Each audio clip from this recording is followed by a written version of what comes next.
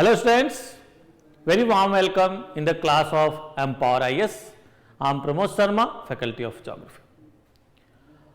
बच्चों, जैसा कि आप लोग जानते हैं, इस दुनिया में और सिविल सेवा की परीक्षा में, इस दुनिया में सफल होने के लिए और सिविल सेवा की परीक्षा में सफल होने के लिए भौगोलिक ज्ञान का होना बहुत जरूरी है, बहुत जरूरी है। इसीलिए आप लोग अपने सराउंडिंग्स में ऐसे बहुत सारे मुहावरे सुनते हैं जिसमें कहा जाता है कि अरे भाई ये तो घाट घाट का पानी पिया हुआ है। सुना होगा आप लोगों ने।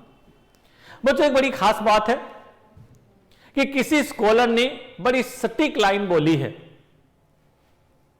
कि मानव द्वारा जो भी क्रियाकलाप किया जाता है वह कहीं ना कहीं इस पृथ्वी के सतह पर ही किया जाता है, और ये पृथ्वी के सतह का अध्ययन हम भूगोल के रूप में करते हैं।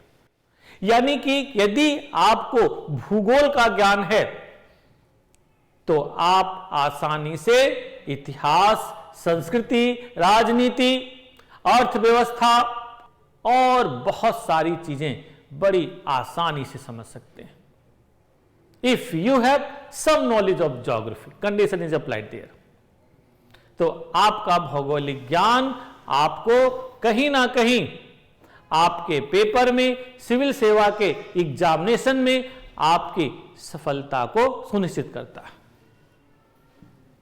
जैसा कि आप लोग जानते हैं, आज हम लोग एक बहुत ही महत्वपूर्ण टॉपिक पढ़ने जा रहे हैं जिससे संबंधित प्रश्न आपके पेपर में बार बार पूछे जाते रहे। ये बड़ी खास बात है।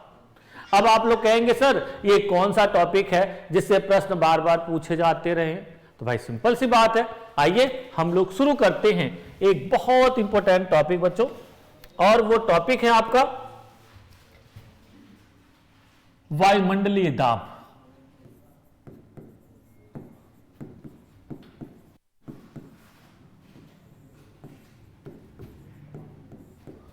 वायुमंडलीय दाब।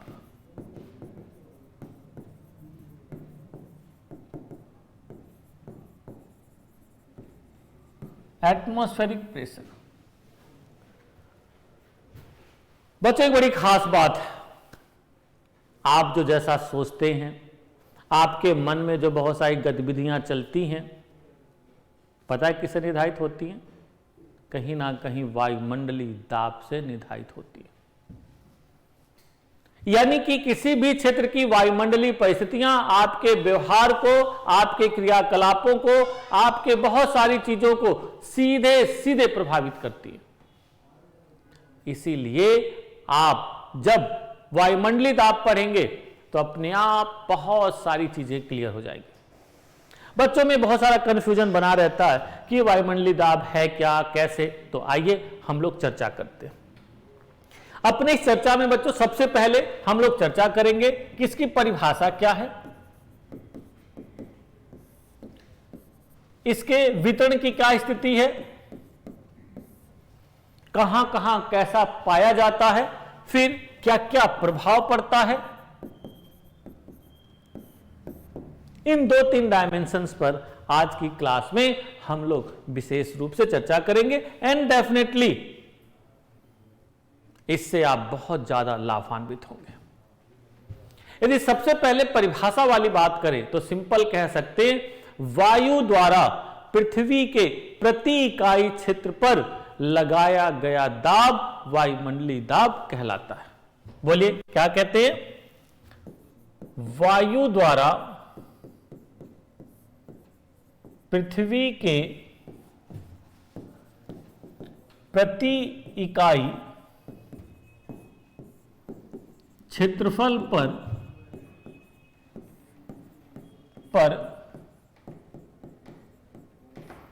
लगाया गया दाब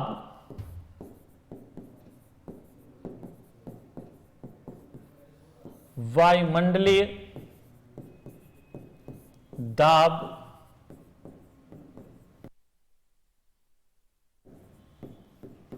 कहलाता है। याद रहेगा। अब आप कहेंगे सर वायु कैसे दाब लगा सकती है? अरे बच्चों जरा सोचो, वायु क्या है? Combination of gases, dust particles and water vapour. यदि वायु गैसों, जल वाष्प और धूल कणों का मिश्रण है तो ऑब्वियस सी बात है इस मिश्रण का अपना एक भार होता है, और भार होगा तो निश्चित ही पृथ्वी के सतह पर दबाव उत्पन्न होगा, और जब दबाव उत्पन्न होगा तो ऑब्वियस सी बात है कि उसका प्रभाव पड़ेगा। आपके आकार, आपके शरीर की बनावट, आपके विचार, बहुत सारी परिस्थितियां सीधे सीधे प्रभावित होती हैं। उससे बढ़ के बच्चों पृथ्वी के ऊपर जो बहुत सारी वायुमंडलीय दशाएं बनती हैं, उन वायुमंडलीय दशाओं के पीछे कहीं ना कहीं हाथ इसी का होता है, दाब का ही होता है। ये ध्यान रखिएगा। जैसे जब दाबांतर बनता है, यानी कहीं पर दाब अधिक, कहीं पर दाब कम, तभी पृथ्वी के ऊपर पवनें चलती हैं, और इस पवनों के प्रभाव स्वरूप ही पृथ्वी के ऊपर आर्द्रता, तापमान आदि का संचरण एक स्थान से दूसरे स्थान की ओर होता है। इस रूप में पवनें बहुत ही महत्वपूर्ण कही जा सकती है, और ये पवनें यदि महत्वपूर्ण है तो उसको जन्म देने वाला कौन है? दाब। तो दाब और भी महत्वपूर्ण हुआ, बिल्कुल एकदम सही बात है, दाब और भी महत्वपूर्ण होता है। तो इसको आप कह सकते हैं, एक तो इसकी होगी परिभाषा, इसको मानचित्र पर ध्यान रखना, नोट कर लो, फिल्म्स में आता है, मानचित्र पर आइसोबार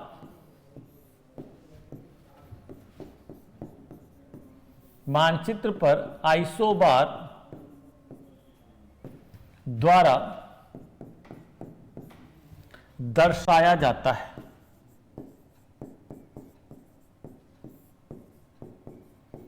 दर्शाया जाता है, ध्यान रखना बच्चों। अब आप कहेंगे सर आइसोबार क्या है? तो आइसोबार बहुत सिंपल भाषा में कह सकते हैं, एक ऐसी काल्पनिक रेखा होती है, नोट कर लीजिए, आइसोबार एक ऐसी काल्पनिक रेखा होती है जिसके सभी बिंदुओं पर दाब समान पाया जाता है। जैसे मान लीजिए यहां पर ये पॉइंट है, ये पॉइंट है, ये पॉइंट है, ये पॉइंट है, ये पॉइंट है, इन सभी पर दाब सपोज 1010 MB है। Again here 1010 MB, again 1010 MB, here also 1010 MB, and here also 1010 MB। तो इन सभी लाइंस को जोड़ दो। जब इन सभी लाइंस को जोड़ते हो तो ये जो काल्पनिक रेखा बनती है, इसी रेखा को हम लोग आइसोबार कहते हैं। याद रहेगा तो क्या बोलोगे? 1010 MB का आइसोबार। पेपर में आता है, ऑब्जेक्टिव क्वेश्चंस बनते हैं, ध्यान रखना। ये कई बार मैचिंग कराई जाती है, आइसोबार, आइसोटॉप्स, आइसोब्रॉन्ट, आइसोफ्रॉन्ट, आइसोथर्म, आइसोएलाइन, कि इनका मतलब क्या है। तो इस तरह से समदाब रेखा या आइसोबार्स एक ऐसी काल्पनिक रेखा है जिसके सभी बिंदुओं पर दाब की दशाएं समान पाई जाती है। इसको ध्यान रखना, एमबी में नापते हैं। एमबी मतलब मिलीबार, एमबी मतलब मिलीबार, इसको मिलीबार में नापा जाता है। तो तीन बातें सामने आ गई, एक तो परिभाषा हो गई, दूसरा उससे संबंधित एक शब्दावली आइसोबार, और इसकी यूनिट क्या है? मिलीबार। ठीक, और इसको नापते किस यंत्र से हैं? तो याद रखना आप लोग इसको नापते हैं बैरोमीटर से। ये भी कई बार ऑब्जेक्टिव क्वेश्चंस बनते हैं। इसको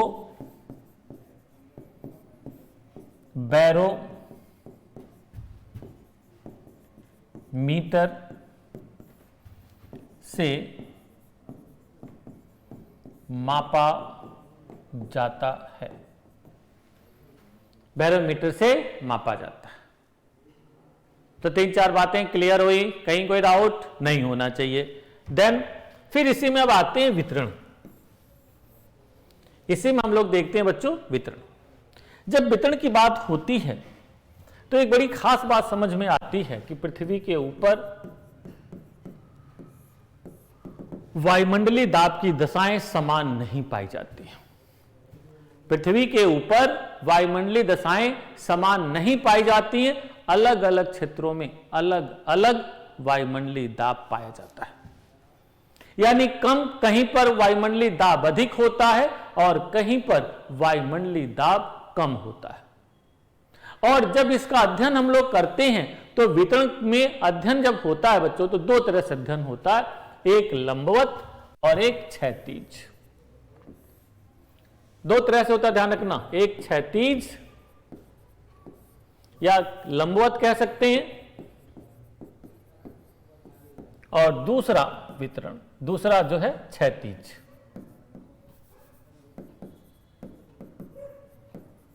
There is two way of study, one is vertical and another is horizontal. लंबवत अध्ययन में जब हम लोग देखते हैं तो एक सिंपल सी बात दिखाई देती है कि ऊंचाई बढ़ने के साथ वायुमंडलीय दाब धीरे धीरे कम होता जाता है। एक बस लाइन आपके माइंड में यही रहना चाहिए कि लंबवत अध्ययन के क्रम में क्या देखते हैं, ऊंचाई बढ़ने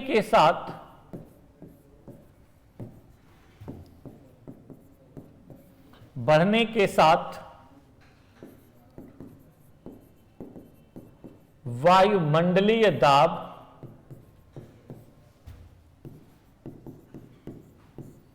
धीरे धीरे घटता जाता है। क्योंकि सोचे बच्चों, ऐसा क्यों? क्योंकि ऊंचाई बढ़ने के साथ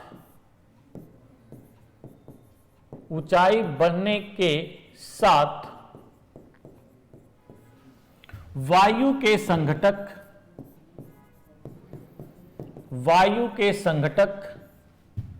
धीरे धीरे कम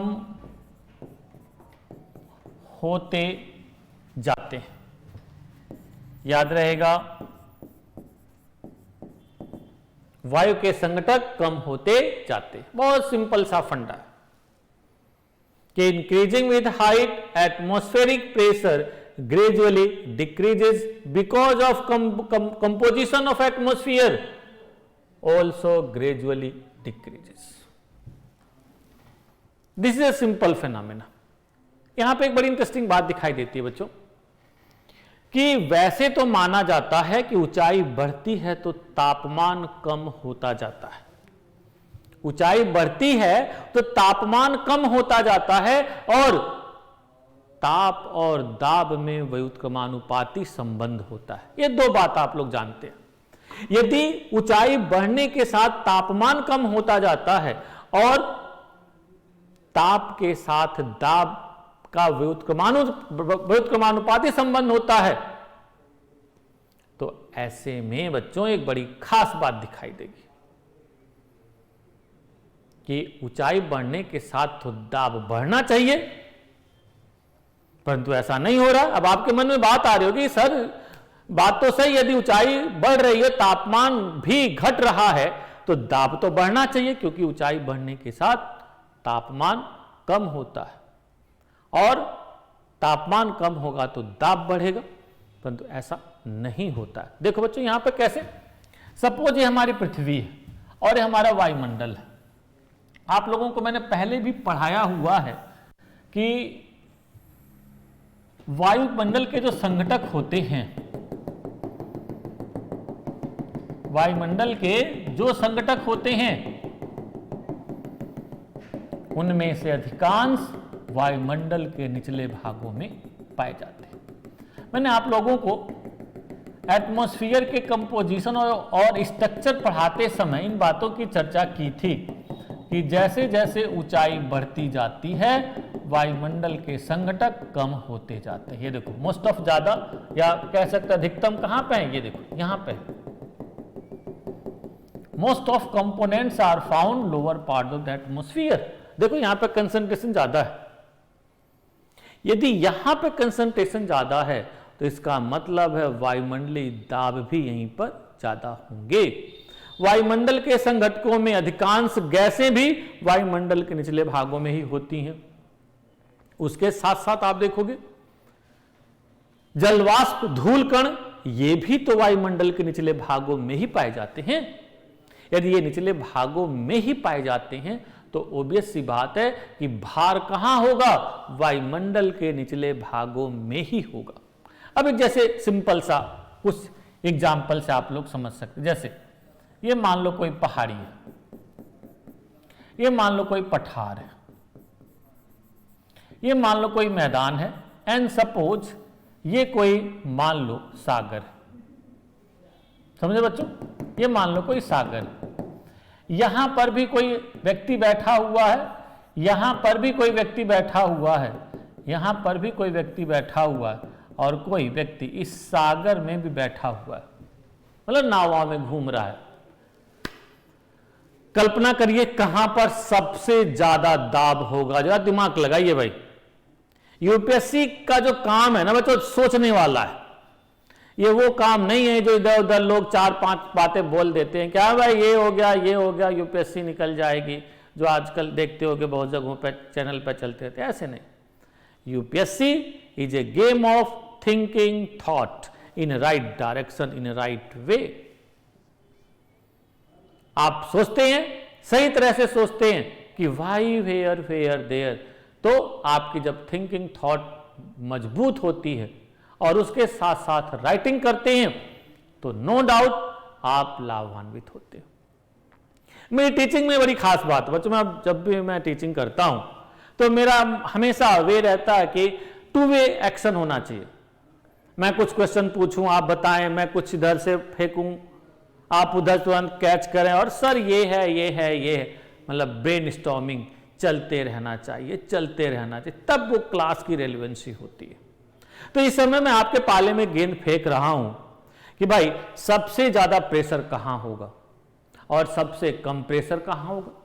तो बच्चों हमेशा ध्यान रखना, एटमॉस्फेरिक प्रेशर जो होता है वर्टिकल एक्शन में, वो आपके बॉडी के क्षेत्रफल के अनुसार लगता है। आपकी बॉडी की जितनी अधिक चौड़ाई होगी, क्षेत्रफल उतना अधिक होगा। तो जरा सिंपल सा सोचिए, आपकी बॉडी का मैक्सिमम विड्थ कहां पर, आपके कंधे पर। तो ऐसे में जो वायुमंडलीय दाब लगेगा आपके कंधे की चौड़ाई के अनुसार लगेगा, बाकी इधर वाला वो तो जमीन पर चला गया ना। तो सपोज ये आप यहां पे बैठे हुए हैं, इसकी चौड़ाई को एक कॉलम के रूप में हम लोग प्रस्तुत करें, एक कॉलम के रूप में प्रस्तुत करें बच्चों, तो जरा सोचिए सबसे लंबा कॉलम कौन सा है।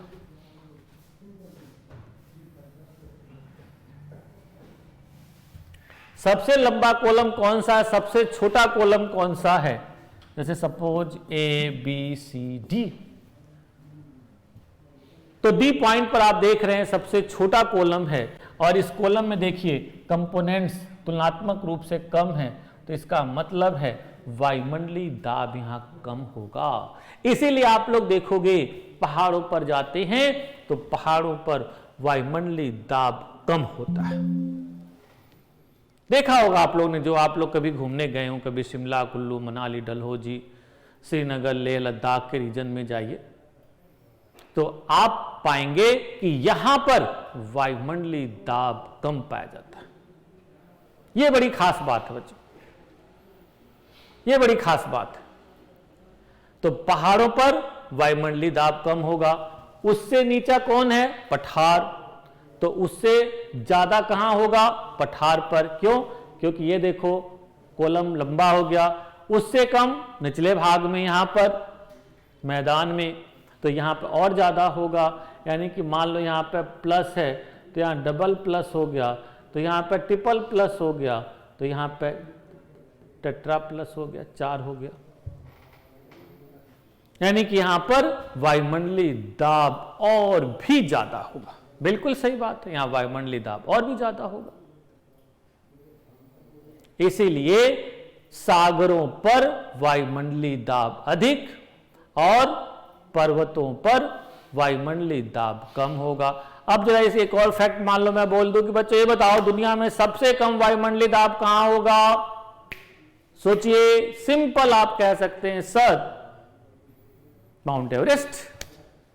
माउंट एवरेस्ट इस पृथ्वी का सबसे ऊंचा पॉइंट है जहां पर वायुमंडलीय दाब सबसे कम होगा। क्यों? क्योंकि कॉलम सबसे छोटा होगा और सतह पर, सागरीय सतह पर सब जगह एक सा, क्योंकि पृथ्वी के ऊपर सागरों का जो तल होता है सब जगह बराबर होता है। समझ में आ गई बात? ये सोचने वाली बात है, थोड़ी सी सोचिए आप लोग कि सागर तल पर सभी स्थानों पर मोरलेस दाब बराबर होता है, परंतु स्थल पर ऊंचाई जैसे से बदलती है दाब बदल जाते हैं। तो in the study of vertical distribution of atmospheric pressure we can say कि increasing with height pressure gradually decreases. अब आप कहेंगे सर इसका प्रभाव भी कुछ पड़ता है, आप ऐसी बात कर रहे हैं। बिल्कुल प्रभाव पड़ता है, जबरदस्त प्रभाव पड़ता है, जबरदस्त। कैसे भाई?